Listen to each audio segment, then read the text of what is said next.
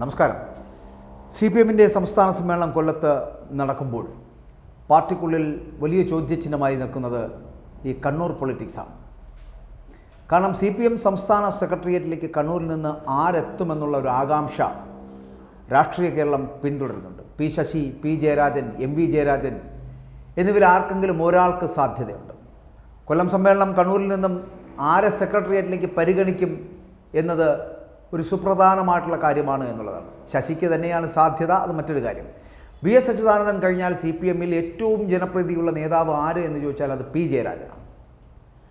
നേരത്തെ ഈ വ്യക്തിപൂജ വിവാദത്തിലൊക്കെ കുടുങ്ങി MV ഗോവിന്ദനും പിണറായി വിജയനും ഒക്കെ അനഭിമതനായി തീർന്ന നേതാവാണ് പി ജയരാജൻ. ഒരു കാലത്ത് കണ്ണൂരിലെ കിരീടം വെക്കാത്ത രാജാവായിരുന്നു പി ജയരാജൻ. പക്ഷേ ആ പി ജയരാജന് വിനയായത് കണ്ണൂരിൻ താരകമല്ലോ, ചെഞ്ചോരപ്പൻ കതിരല്ലോ, നാടിൻ നെടുനായകനല്ലോ, ധീരസഖാവ് എന്ന് തുടങ്ങുന്ന പാട്ടും CD-യുമൊക്കെ ആരാധകർ ഉണ്ടാക്കിയതും PJ ആർമി എന്ന ഫേസ്ബുക്ക് കൂട്ടായ്മയൊക്കെ ഉണ്ടാക്കിയതുമെല്ലാം ജയരാജൻ പാർട്ടി മുകളിൽ അല്ലെങ്കിൽ ജയരാജൻ പാർട്ടിക്ക് മുകളിൽ വരുമോ എന്ന ആശങ്കയാണ് നേതൃത്വത്തിന് ഉണ്ടാക്കി കൊടുത്തത് എന്നുള്ളതാണ്. അതിൻ്റെ ഭാഗമായിട്ട് ഇപ്പോഴും വെറും സംസ്ഥാന കമ്മിറ്റി മെമ്പറും ഖാദി ബോർഡ് ചെയർമാനുമായിട്ടൊക്കെ ഒതുങ്ങിക്കൂടിയിരിക്കുകയാണ്, അല്ലെങ്കിൽ അദ്ദേഹത്തിനെ ഒതുക്കിയിരിക്കുകയാണ്.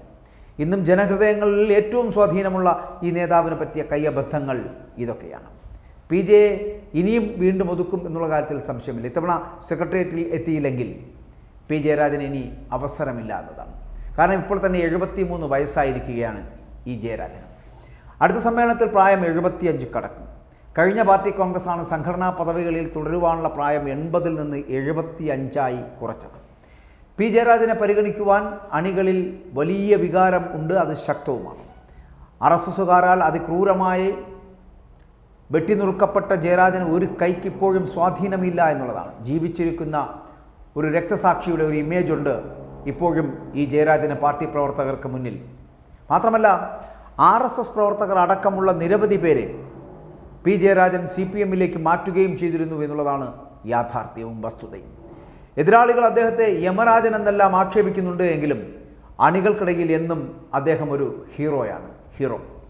വ്യക്തിപരമായി യാതൊരു സമ്പാദ്യങ്ങളില്ലാത്തതും മക്കളൊക്കെ സാധാരണ ജീവിതം നയിക്കുന്നതുമെല്ലാം പി ജയരാജൻ്റെ കീർത്തി അണികൾക്കിടയിൽ വർദ്ധിപ്പിച്ചു എന്നുള്ളതാണ്. പക്ഷേ MV ഗോവിന്ദൻ CPM-ന്റെ സംസ്ഥാന സെക്രട്ടറി ആയതിനു ശേഷം പി ജയരാജൻ കടുത്ത ഒതുക്കൽ നേരിടേണ്ടി വന്നു, അല്ലെങ്കിൽ ഒതുക്കൽ നേരിട്ടുകൊണ്ടിരിക്കുന്നു എന്നുള്ളതാണ്. വ്യക്തിപൂജാ വിവാദത്തിൻ്റെ പേരിൽ ജയരാജനെ ഒതുക്കിയതിന് പിന്നിൽ ആരായിരുന്നു?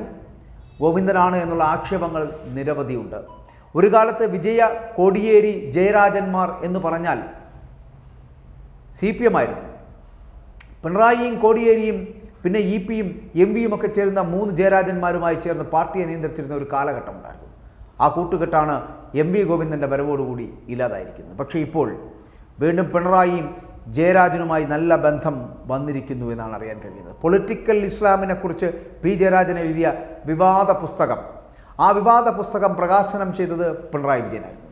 അതുകൊണ്ട് തന്നെ ഇത്തവണ PJ സെക്രട്ടേറിയറ്റിൽ ഉണ്ടാകും എന്നുള്ള വിലയിരുത്തപ്പെടൽ പി ജയരാജനടക്കം ഉണ്ട് താനും. സീനിയോറിറ്റി പരിഗണിച്ചുകൊണ്ട് പി ശശിക്കും പരിഗണനയുണ്ട്. പക്ഷേ MV ജയരാജനെ സെക്രട്ടേറിയറ്റിൽ ഉൾപ്പെടുത്തിയാൽ കണ്ണൂരിൽ പുതിയ ജില്ലാ സെക്രട്ടറിയെ തിരഞ്ഞെടുക്കേണ്ട ഒരു സാഹചര്യം ഉണ്ടാകും. അതുകൊണ്ടത് നടക്കില്ല. MV ജയരാജന് പകരമായിട്ട് വേണമെങ്കിൽ KK രാഗേഷ്, TV രാജേഷ് എന്നിവർ പരിഗണനയിലുണ്ട്. പക്ഷേ ആർക്കാണ് നറുക്ക് വീഴുക എന്ന് അറിയില്ല. ഇതിനകത്ത് ആകെയുള്ളത് പാർട്ടിയിലെ പ്രായപരിധി ഇളവിനെക്കുറിച്ച് മാത്രമുള്ള ചർച്ചകൾ സജീവമാകുന്നുണ്ട്.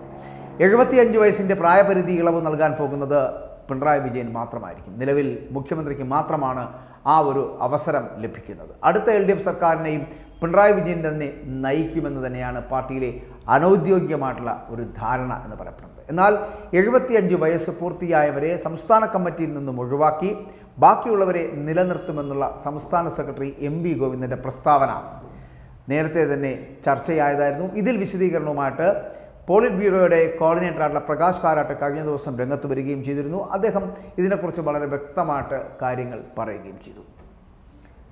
ഈ സംസ്ഥാന കമ്മിറ്റി അംഗങ്ങളുടെ പ്രായപരിധി എന്ന് പറയപ്പെടുന്ന സംസ്ഥാന നേതൃത്വമാണ് തീരുമാനിക്കേണ്ടത് എന്നുള്ള ഒരു വാദം കാരാട്ട് മുന്നോട്ട് വയ്ക്കുകയും ചെയ്തിട്ടുണ്ട്.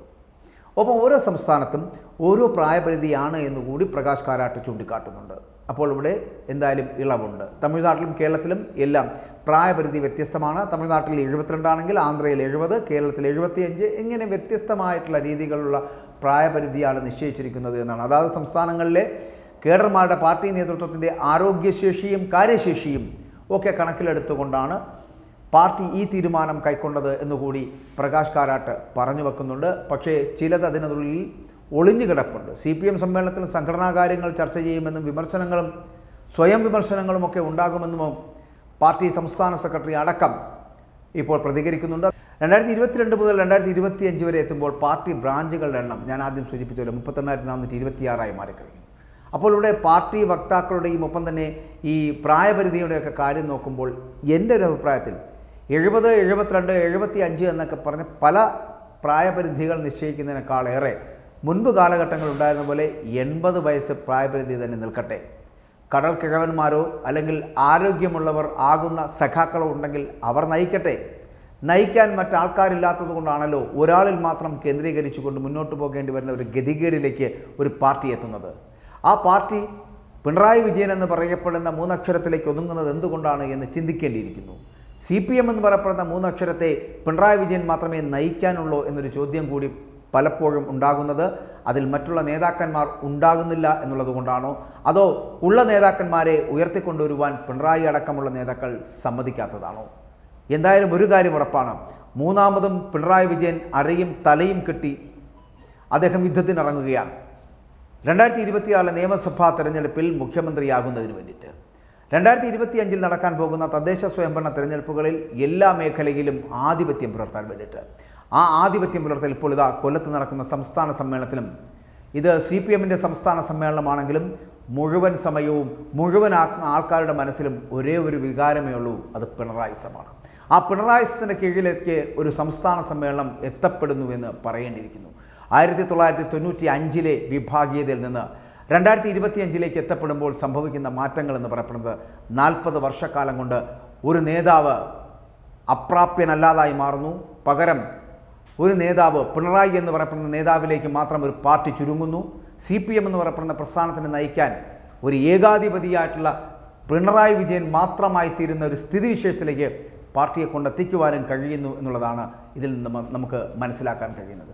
1995 വിഭാഗീയതയും അച്യുതാനന്ദൻ ഉണ്ടായിരുന്നപ്പോൾ ഉണ്ടായിരുന്ന വിഭാഗീയതയെ മാറി പകരം പിണറായി എന്ന് പറയപ്പെടുന്ന എതിർസ്വരമില്ലാത്തൊരു നേതാവിനെ കൊണ്ടുവരുവാനും സൃഷ്ടിക്കുവാനും മാത്രമാണ് ഈ 40 വർഷക്കാലം കൊണ്ട് ഈ പാർട്ടിക്ക് കഴിഞ്ഞത് എന്ന് പറയപ്പെടുമ്പോൾ അത് ഒരു പാർട്ടിയുടെ ഗതികേടാണോ എന്ന് നമ്മൾ ചിന്തിക്കേണ്ടതുണ്ട്.